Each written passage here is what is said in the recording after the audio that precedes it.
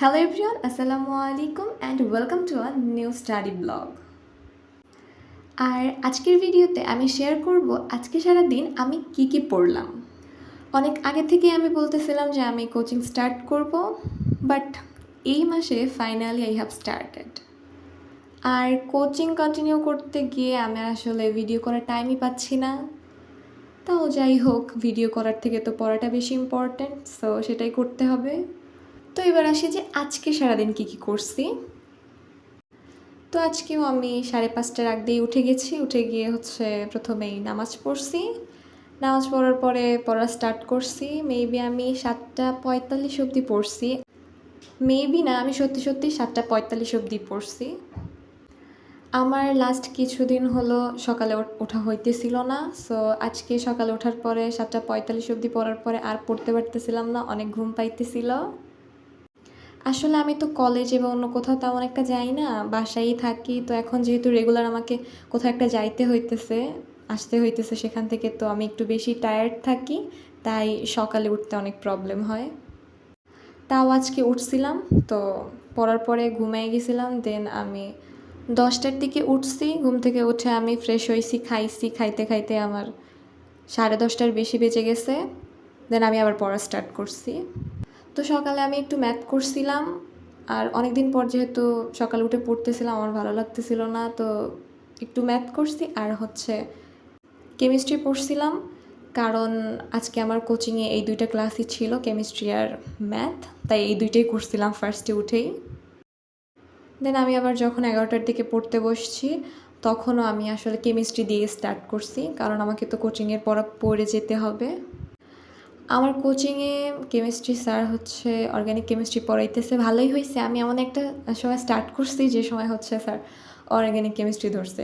Sir অবশ্য নামকরণ পড়ায় ফেলছে, এখন বেনজিন 2 দিনে পড়াইছে, আর নেক্সট ক্লাসে প্রতিস্থাপন বিক্রিয়া শুরু করবে। তো এই অবধি মোটামুটি আমার পড়া ছিল।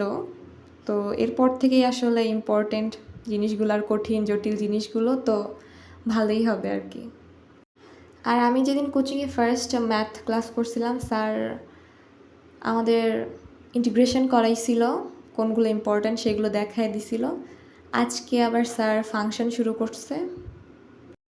তো আমি বলতে গেলে আজকে সারাদিন ম্যাথ আর কেমিস্ট্রি পড়ছি। দেন সন্ধ্যার দিকে আমি কোচিংয়ে গেছিলাম। কোচিংয়ে স্যার ম্যাথ কেমিস্ট্রি পড়াইছে। আমাদের প্রতিদিন কোচিংয়ে 3টা করে ক্লাস হয়, 6টা থেকে 9টা পর্যন্ত।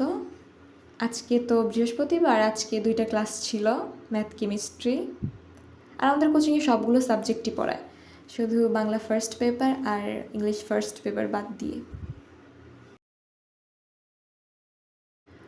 আমাদের কোচিংটা অনেক সুন্দর, মানে আমার ভালোই লাগছে, কারণ বেশি স্টুডেন্ট নাই 12-এ, মেবি 8-9 জন। তো ভালোই হয়, কোনো কিছু প্রবলেম হইলে স্যারকে জিজ্ঞেস করা যায়, স্যারও জিজ্ঞেস করে পড়া বুঝতে পারলাম কি না, কোথাও সমস্যা আছে কি না। মানে টিচাররা সবাই অনেক ফ্রেন্ডলি, আর যিনি প্রিন্সিপাল উনিও অনেক ভালো। উনিও আমাকে ফার্স্ট 2 দিনই ডেকে জিজ্ঞেস করছে যে কেমন লাগতেছে, কোনো প্রবলেম আছে কি না, কোনো সমস্যা হচ্ছে কি না, কোনো সমস্যা হলে যেন ওনাকে জানাই। মানে উনি অনেক স্টুডেন্ট ফ্রেন্ডলি, উনি সবাইকে এরকম জিজ্ঞেস করে। তো আমি তো বললামই যে কোচিংয়ে আমরা 8-9 জন, তো ওখানে আমি আর আরেকটা মেয়ে, মানে আমরা 2জন মেয়ে। তো যেহেতু আর কোনো মেয়ে নেই, সো আমাদের মধ্যে কমিউনিকেশনটা অনেক ভালোই হয়।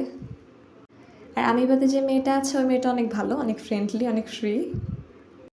তো আমি তো কোচিং স্টার্ট করার আগে অনেক ভয় পাইতেছিলাম যে না জানি কত স্টুডেন্ট থাকবে, তারা কেমন হবে, টিচাররা কেমন হবে, কারণ আমি যেহেতু আগে পড়ি নাই।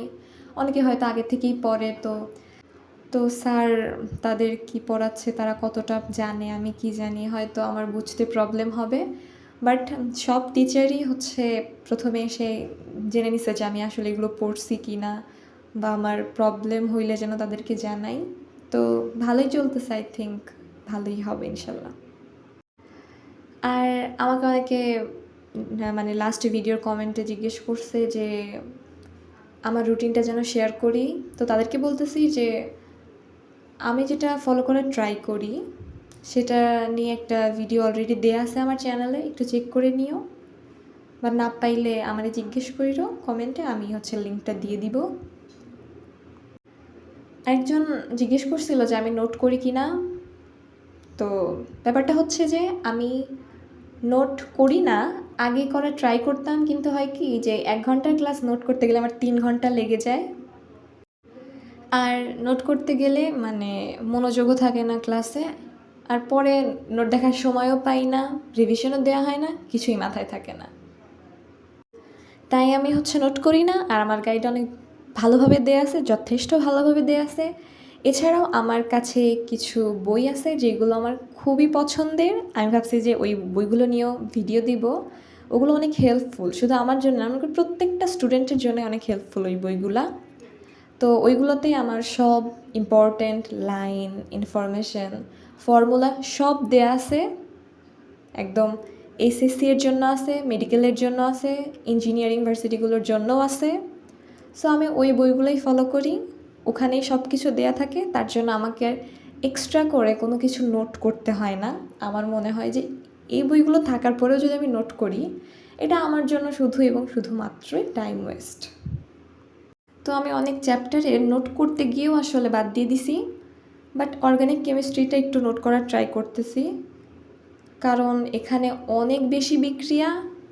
তো আমি নিজের মতো করে নোট করলে হয়তো সেটা বেটার হবে, বাট অন্য যে কোনো সাবজেক্ট, যে কোনো চ্যাপ্টারের জন্য ওই বইগুলোই যথেষ্ট। তাই তোমরা যদি ওই বইগুলো নিয়ে ভিডিও চাও বা জানতে চাও কোন বই, কী টাইপের বই, কতটা হেল্পফুল, প্লিজ কমেন্টে জানাও। যদি সেরকম রেসপন্স পাই তাহলে চেষ্টা করব বইগুলোর রিভিউ বা আমি কিভাবে আর কি বইগুলো পড়ি সেগুলো জানানোর জন্য। আর আমার প্রিটেস্ট তো পুজো শেষ হলে দেন শুরু হবে। তো অনেকের তো মনে হয় প্রিটেস্ট শুরু হয়ে গেছে, তো কাদের শুরু হয়ে গেছে আমাকে জানাতে পারো, তাদের প্রিপারেশন কেমন, সিলেবাস কতটুকু শেষ হয়েছে। আর আরেকটা বিষয় আমি একটু জানতে চাই, যদি কোনো সিনিয়র বা এই সম্পর্কে জানে এমন কেউ আমার ভিডিও দেখে, তাদেরকে প্রশ্ন করতেছি যে এইচএসসি এর জন্য কি ম্যাথ বইয়ের প্রত্যেকটা ম্যাথ করার দরকার আছে, প্রত্যেকটা প্রবলেম সলভ করার দরকার আছে, নাকি ইঞ্জিনিয়ারিং ভার্সিটিগুলোর জন্য দরকার? কারণ আমি তো আসলে ম্যাথের প্রবলেমগুলো সলভ করার ওরকম টাইম পাইতেছি না। আমি জাস্ট আমার গাইড থেকেই করতেছি বিগত সালের কোয়েশ্চেনগুলো, আর ওই যে কনসেপ্ট ক্লিয়ার করে দেওয়া আছে টাইপ ওয়াইজ, ওইগুলো থেকেই করতেছি, বইয়েরগুলো করতেছি না। তাই আর কি একটু জানতে চাইতেছি, যদি এইচএসসি এর জন্য দরকার হয় তাহলে তো এখন থেকেই করতে হবে। তো প্লিজ যদি কেউ থাকে সিনিয়র বা এই সম্পর্কে জানে, তাইলে আমাকে জানায়ও, এটা আমার জন্য অনেক হেল্পফুল হবে। তো আজকে এই পর্যন্তই। যদি কমেন্টে ভালো রেসপন্স পাই তাহলে ইনশাল্লাহ আমার ওই পছন্দের বইগুলো নিয়েও একটা ভিডিও দিব। তো সেই অবধি আল্লাহ হাফেজ।